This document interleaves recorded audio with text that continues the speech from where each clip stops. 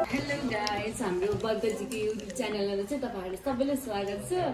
अनि हामी चाहिँ सुन्दरी जल हाइकिङ आएको छु र माथि खाने कुराहरू चाहिँ खासै खान पाइँदैन, त्यही भएर हामीले अन्डा नखाने भएर उहाँहरूले चाहिँ खानुहुन्छ। देखाइदिनु, उहाँहरूले चाहिँ खानुहुन्छ। अनि त्यसपछि आलु अनि चना चाहिँ लेमन टी एकदम मिठो छ। यहाँको खाना चाहिँ होटेलको नाम चाहिँ थाहा भएन, तर टुगो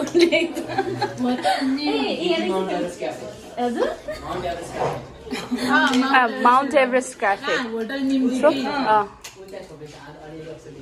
ओके। यहाँ उयो रहेछ, यहाँ साथीहरू चाहिँ हिँड्नु भइसक्यो। छिटो पुगिसक्नु भयो। पूजातिर म चाहिँ त्यहाँनिर हामीले चटपटे खाने लागि प्याज अनि खोर्सानी अनि कागती हामीले काटेर होटेलबाट लिएर आएको छौँ, ताकि माथि गएर चटपटे गरेर खाने। So see you there. Peaceful हुने रहेछ त्यो खोलाको आवाजले पनि आनन्द। तर हामीलाई सधैँ बसौँ भनेदेखि चाहिँ सक्दैन। कहिले कहिले घुम्न आउँदा मात्र सकिन्छ, सधैँको लागि चाहिँ अलिक गाह्रो हुन्छ। यस्तो घाम आज भन्न पानी चाहिँ परेको छैन, त्यही खुसी छ।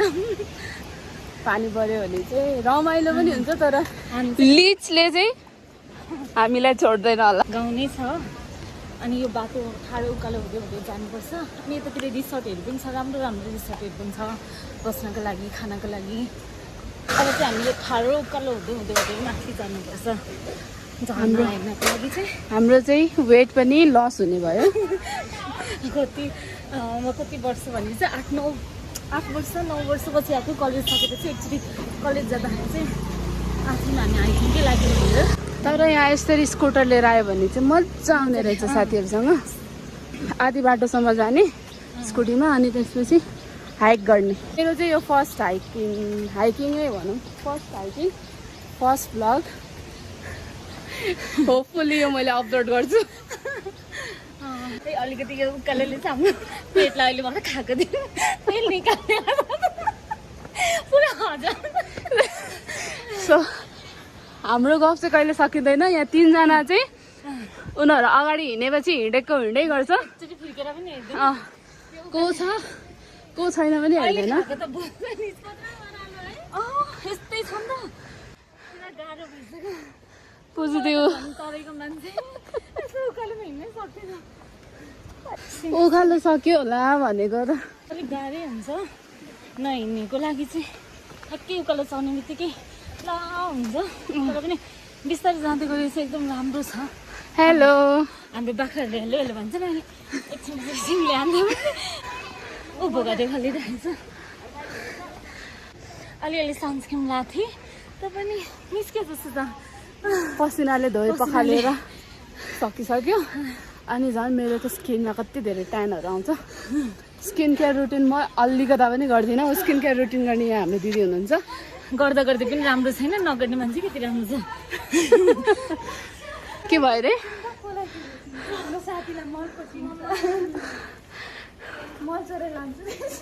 हामी चाहिँ थाकेर यहाँ बस्यो है। त्यहाँनिर पारी कस्तो राम्रो रहेछ कि फिस टनेलहरू केही लगाउँछ होला है त्यहाँनिर।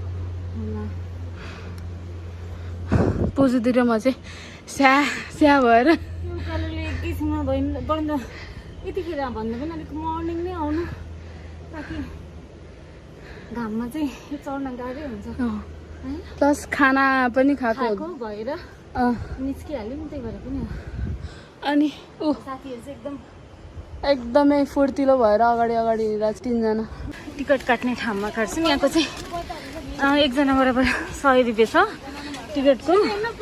अनि यता हाम्रो साथीहरू छिटो हिँड्ने साथीहरू एकदम छिटो। यता तलतिर चाहिँ रिसोर्टहरू पनि छ बस्नको लागि, एकदम राम्रो राम्रो। नागार्जुन यो छ हाम्रो साथी, यहाँ ब्लगर जसको यो छ, उहाँले चाहिँ टिकट काटिरहनु भएको छ। र फोटो खिचिदिनुहोस् भनेर अगाडि बढ्नु हुँदैछ हाम्रो साथीहरू चाहिँ।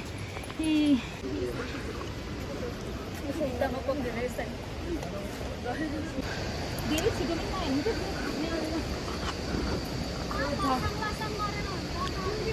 झर्ना सक्छ।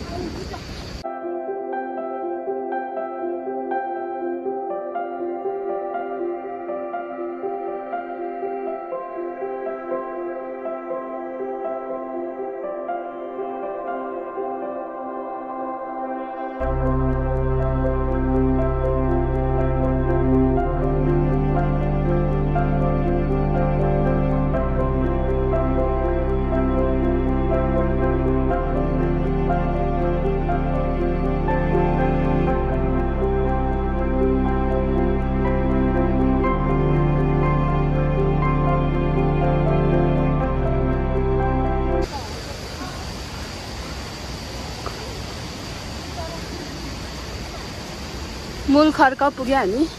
अब चाहिँ अलिकता झरना जङ्गल पानी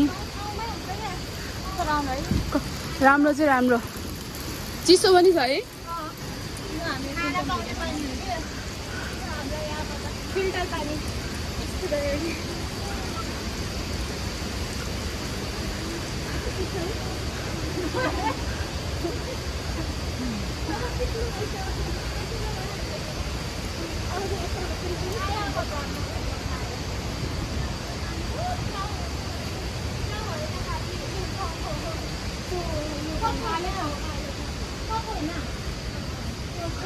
ए केभ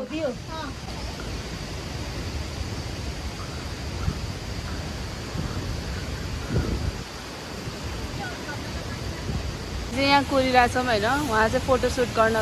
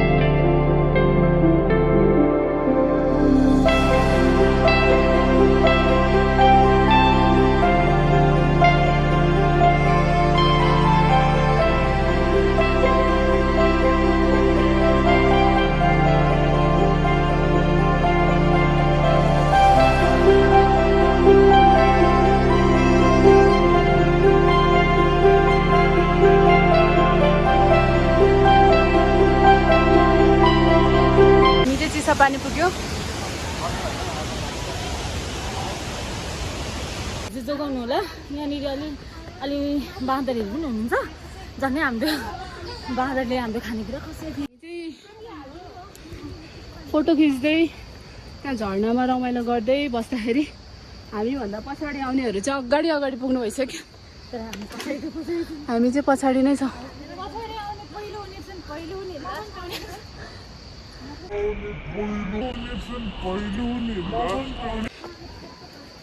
पानी नपरेर होला, घाम पनि लाग्यो, रमाइलो भयो। तर आज थाक्न चाहिँ ओभरै थाकिन्छ भरेसम्म एकदम बेसी। म त झन् हाकिसकेर जहिले रुने मान्छे। म चाहिँ फेरि वर्कआउट नगर्ने मान्छे। सुत्ने बस्ने खाने अफिस जाने त्यति मात्र काम छ। 81 यत्रो हिँड्दा त हामीलाई गाह्रै पर्छ। अब चाहिँ स्केड्युलमा म थप्छु भनेर सोचिरहेको छु। वर्कआउट नट धेरै, त्यही त म पनि सोच्न मात्र सोचेको मात्र छु। केही चाहिँदैन, फ्याट कम गर्न चाहिरहेको छ यहाँ। फेरि उहाँहरूको ड्युटीको चालु भइसक्यो, कसरी मिलाउने भनेर। आज त बिदा हो यार। सो नर्मली मेरो मात्र बिदा हुन्छ स्याटरडे र सन्डे चाहिँ।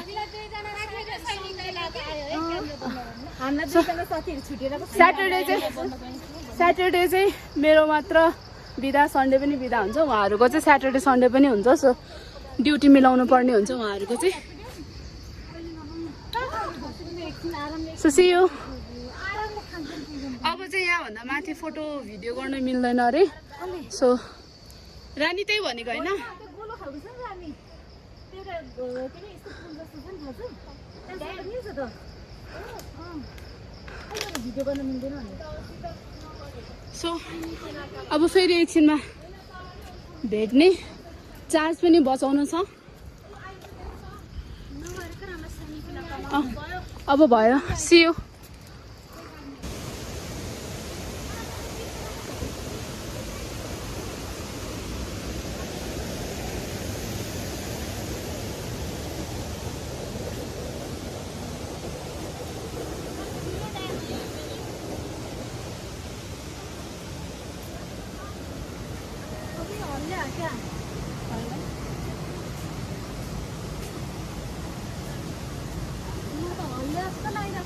तपाईँलाई त्यस्तो फिल लाग्छ तल हेरेर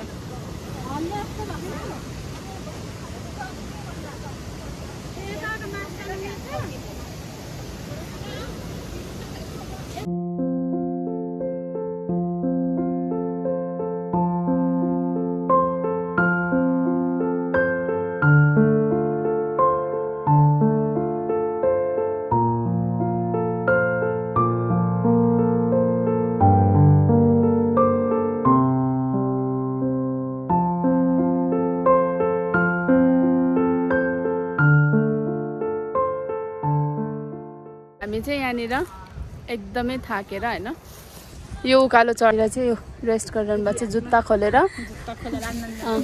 अनि यहाँ बनाना खाँदै हुनुहुन्छ र यहाँ हामी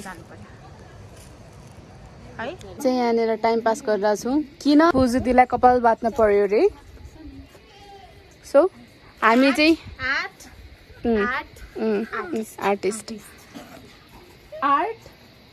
आर्टिस्ट सो हामी चाहिँ यहाँनिर हाम्रो साथीहरूले टाइम पास पाइरहनु भएको छ निन्द्रा लागिरहेको अवस्था लुक एट दिस भ्यू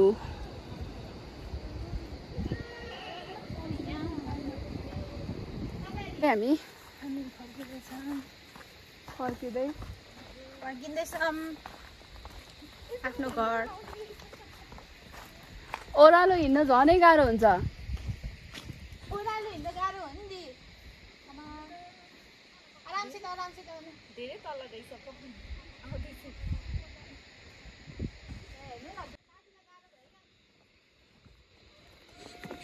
त झुम्के झुम्छ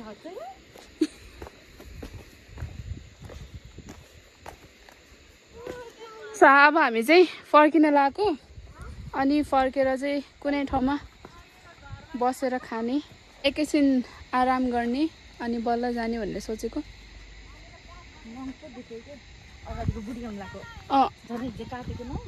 हो धेरै काट्नु भएछ क्या यसरी हिँड्नु न तपाईँ यसरी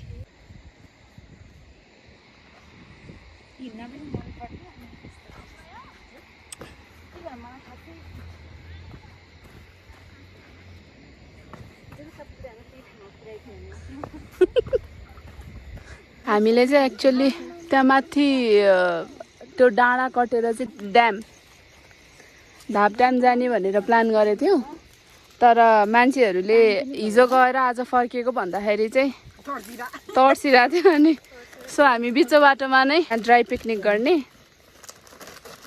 सबैजना यहाँ टायर्ड भएर जुत्ता खोलेर बसिरहेछ अनि हामी अब यहाँबाट खाएर निस्केपछि चाहिँ खुट्टा डुबाउन जाने पानी कहाँनिर छ रानी नोज द्याट प्लेस सो हामी त्यहाँ गएर चाहिँ एकैछिन आराम गर्छौँ अनि सबैजना ब्याक टु होम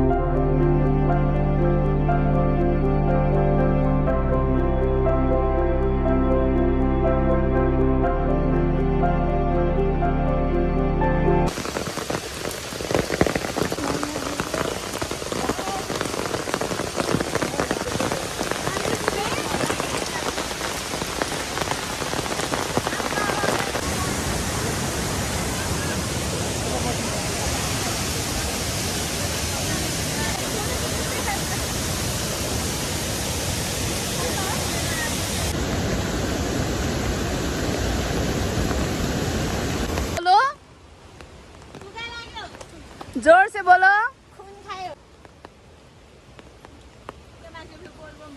भनिसक्यो धन्यवाद रे वेलकम माई फ्रेन्ड्स अब चाहिँ थाकेर ल टक्क पर्दैन हिँडिरहेछ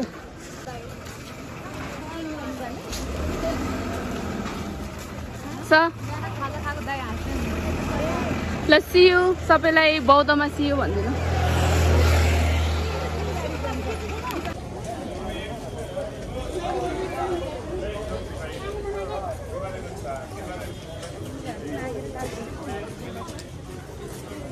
So we are here at Buddha.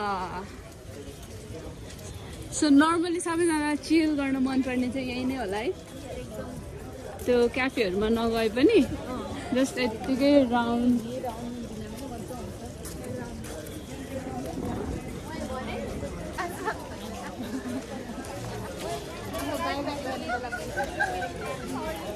By by गर्ने अब एकछिनमा यस्तो कपाल चाहिँ मैले पनि गरेँ ग्रिन ग्रिन पुरै त होइन यसरी हाइलाइट मात्र क्या जानु न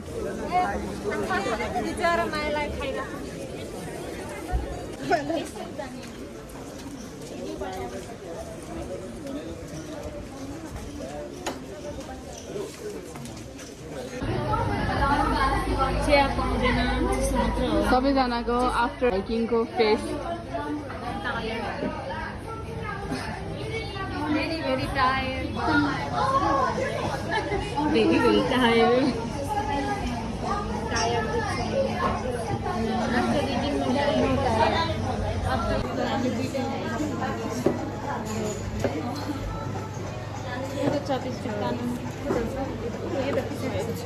So this is another day.